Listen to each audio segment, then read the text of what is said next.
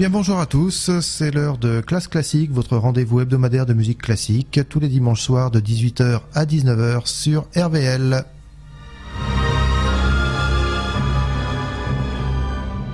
Eh bien ça y est, je crois que nous sortons très prochainement de l'hiver, nous arrivons déjà en mars, le temps passe à une vitesse phénoménale et normalement les frimas, la neige, le verglas, les tempêtes, tout ça sont loin derrière nous en principe. Alors moi j'ai eu envie de vous faire une émission sur les tempêtes justement, les tempêtes en musique qui normalement devraient nous laisser tranquilles pendant un petit moment. Voici, écoutez, pour commencer, un concerto de Vivaldi, concerto pour violon, cordes et basse continue, c'est l'opus 8 numéro 5 qui s'appelle la Tempesta di Mare. Alors très précisément, pour la petite histoire, la Tempesta di Mare c'est le 5e concerto d'un recueil dont vous connaissez forcément les 4 premiers concertos, c'est les 4 saisons. Ensuite il y a la Tempesta di Mare et puis ensuite il y en a encore 7 autres. Voici donc ce concerto pour violon, cordes et basse continue, opus 8 numéro 5, la Tempesta di Mare. Je vous propose de l'entendre dans son intégralité par Piero Toso. Il est accompagné par l'ensemble I Solisti Venetti que dirige Claudio Scimone, et je ne vous cache pas que ce que je vous fais entendre, c'est un vieux 33 tours que je suis allé rechercher au fin fond de ma discothèque vinyle. Voici donc ce concerto de Vivaldi par Piero Toso et I Solisti Venetti.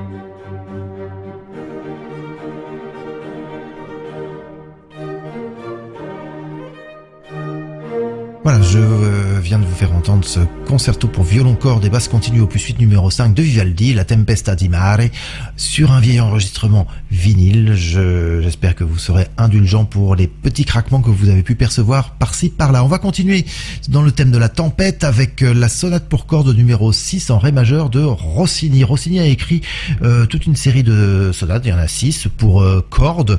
C'est une formation un petit peu particulière puisque ce sont 2 violons, un violoncelle et une contrebasse. C'était des œuvres qu'il a écrites quand il avait 12 ou 13 ans et qui étaient destinées à être jouées en famille, tout simplement, avec ses oncles, etc., différents membres de sa famille. Voici donc le 3e et dernier mouvement de cette 6e sonate pour cordes de Rossini, qui est un allegro qui est sous-titré Tempesta, la tempête, et on va bien entendre d'ailleurs la tempête. Et ce sont des membres de l'orchestre The Age of Enlightenment qui nous interprètent cette petite pièce tout à fait charmante de Rossini.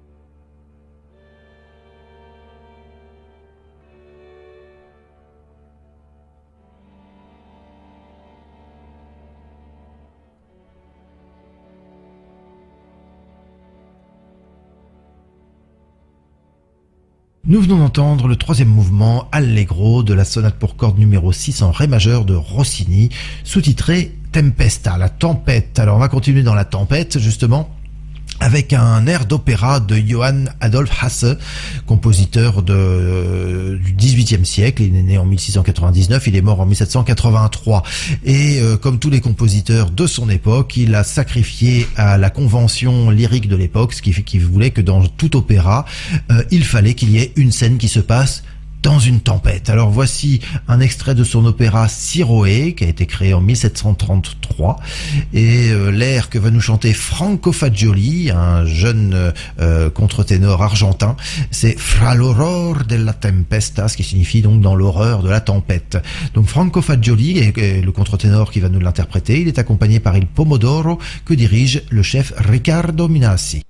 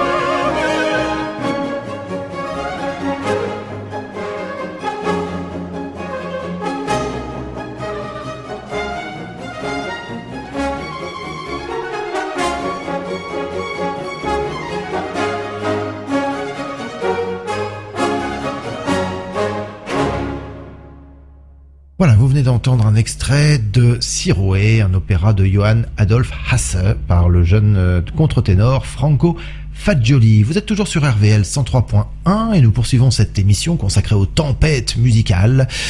On ne peut pas parler de tempête en musique sans évoquer forcément la sonate pour piano La Tempête de Beethoven. C'est donc le Ludwig van de notre semaine, puisque chaque semaine je vous diffuse un extrait d'une œuvre de Beethoven à l'occasion du 250e anniversaire de sa naissance, tout au long donc de cette année Beethoven. La Tempête, alors c'est une sonate qui tire son nom, c'est pas Beethoven qui a donné son nom à cette sonate, mais il expliquait à qui voulait l'entendre que pour bien comprendre son œuvre, il fallait relire la pièce de théâtre La Tempête de Shakespeare. Eh bien écoutez, voici l'allegretto final de cette sonate La Tempête de Beethoven, sous les doigts de Hélène Grimaud.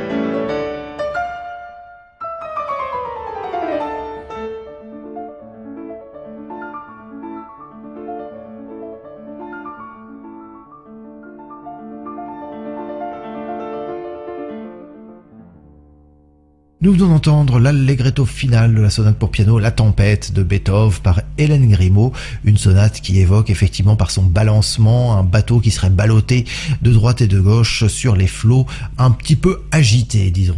Un autre genre de tempête que je vous propose d'entendre dès maintenant, c'est la tempête de neige.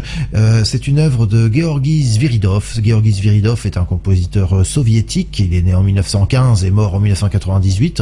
Il est né en Russie et il est mort en Russie, mais la plus grande partie de sa vie s'est faite sous le régime soviétique.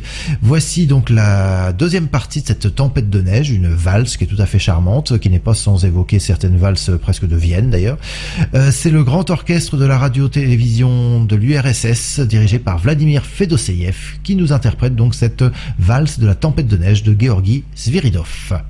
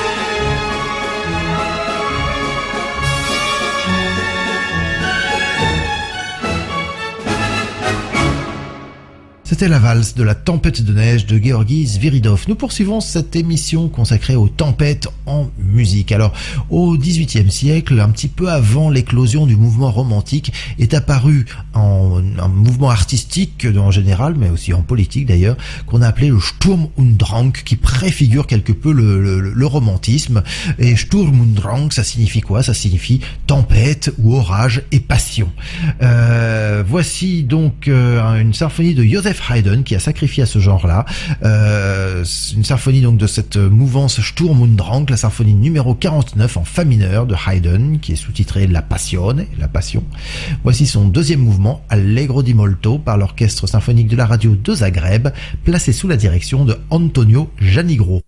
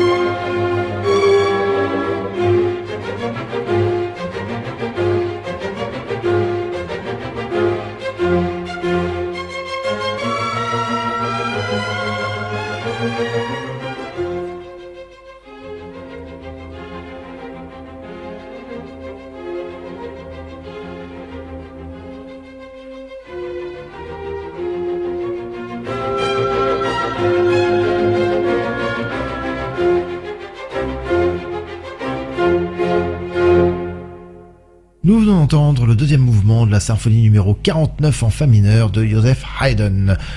On va réentendre un contre-ténor. Tout à l'heure, on a eu Franco Fagioli.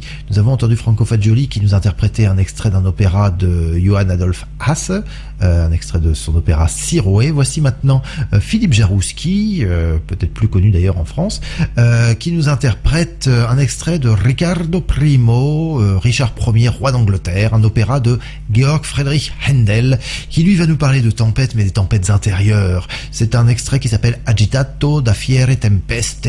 Et Philippe Jarouski nous interprète cet extrait de Händel, accompagné par l'ensemble Artaserse.